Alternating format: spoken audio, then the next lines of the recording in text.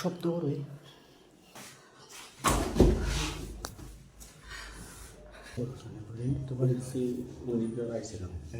উনির সাথে আমার মানে মোবাইলে কথাবার্তা হয়েছিল, উনি দেওয়ার আসছিলাম আর কি। এটা লেগেছিল খারাপ কাজ করা হয়, লেপটা খারাপ কাজ করতে গিয়ে ধরা গেছে, খারাপ কাজ করতে গিয়ে ধরা গেছে। ঠিক আছে তোর ইচ্ছা হয়েছে না তোর ইচ্ছা হয়েছে আমার ইচ্ছা, আমার ইচ্ছা আমরা তোর ব্ল্যাকমেল করছি জি না একটু এক বউ দুই বাচ্চা, বিয়ে করছিস কোনটা দুইটা দুইটা জি একদম মারা গেছে।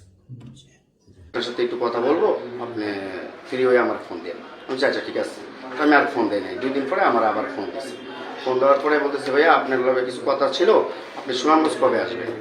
আমি বলছি যে আমি তো সুনামগঞ্জ যাবো, আমার শরীর অসুস্থ, চিকিৎসা করার জন্য।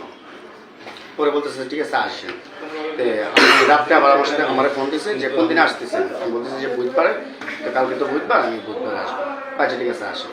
তো আমি সুনামগঞ্জ আসছি, আইসা আমার যে লোক আছে ওই লোকের দিয়ে টাকা উঠাইছি 6 লাখ, আর আমার মানে ইয়োগা ছিল প্রায় 3-3.5 হাজারের মতো।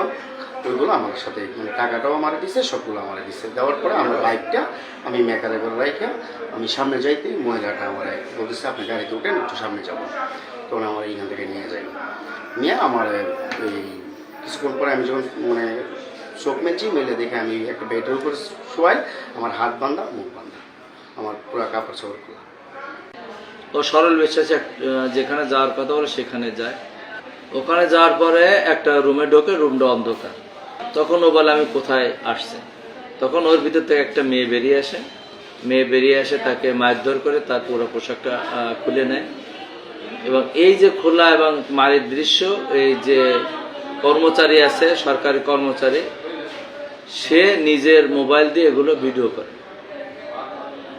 এই কিছুদিন কয়েকদিন আগে ঘটনাটা ঘটছে, এগুলো হয়তো তারা লজ্জা শরমে আসে না, কিন্তু যখন অতিরিক্ত তারা আর পারতেছে না তখন তারা এই অভিযোগটা নিয়ে আমাদের মান্যবর সুনামগঞ্জ জেলা পুলিশ সুপার স্যারের কাছে যায়। যাওয়ার পর তাদের কাছে আমাদের স্যারের কাছে বিস্তারিত তথ্য জানায়। জানানোর পরে বিষয়টি আমরা আমাদের এসপি স্যার আমাকে জানায়। তার যে মোবাইল এবং সে যে ভিডিও করছিল মেয়েকে দিয়ে, সেই মোবাইল এবং সেই ভিডিও তার হেফাজত থেকে আমরা জব্দ করি। পরবর্তীতে ওকে দিয়ে আবার ওকে থানায় নিয়ে আসে, আনার পর জিজ্ঞাসাবাদ করি যে মেয়েটাকে কিভাবে আনা যায়। তখন আমরা কিছু কৌশল অবলম্বন করি।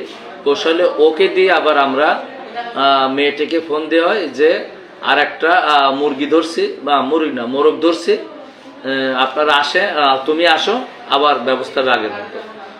এই টোপ দেওয়ার পরে মেয়েও বিশ্বাস করে যে আর একটা মোরগ তারা ধরছে। মোরগ মানে হচ্ছে আর কি যারা প্রতারিত হবে বা তারা সরল বিশ্বাসে যাদের ডাকবে, এইভাবে তাদেরকে মোরগ বলে, ওরা মুরগা বলে আর কি। পিওভিজির ওখানে আমরা জায়গাটা নির্ধারণ করে দিই ওর মাধ্যমে যে তুমি ওখানে আসো, ওখানে কথা বলবো। আমরা আগে থেকে উৎপেতে থাকি, তখন ও যে সময় ওখানে আসে ও কৌশল অবলম্বন করে আমরা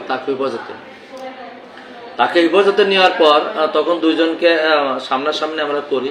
আর সবচেয়ে বড় জিনিস কি, এখন তারা আস্থা ফিরে পাইছে পুলিশের প্রতি, যে পুলিশের কাছে গেলে, সুনামগঞ্জ থানা পুলিশের কাছে গেলে তারা বিচার পাবে এবং কোনো হয়রানি ছাড়া।